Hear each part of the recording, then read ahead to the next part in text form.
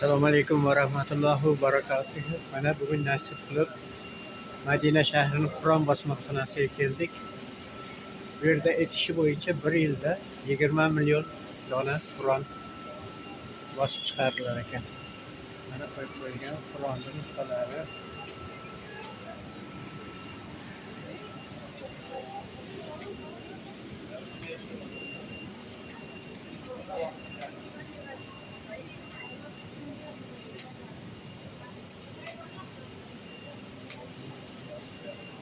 Bu işlemi yaptım yine ki olmuyor bu kadar.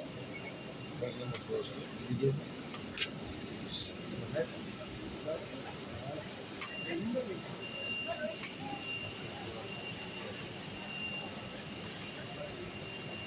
Mana hozirgi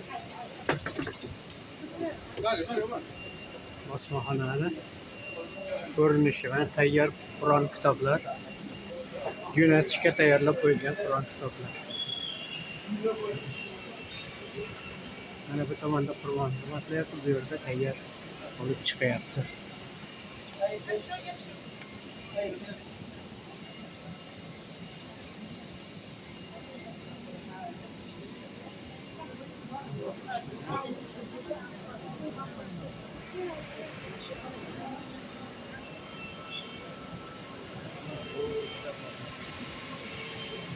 Mana tayyor mana bu yerda.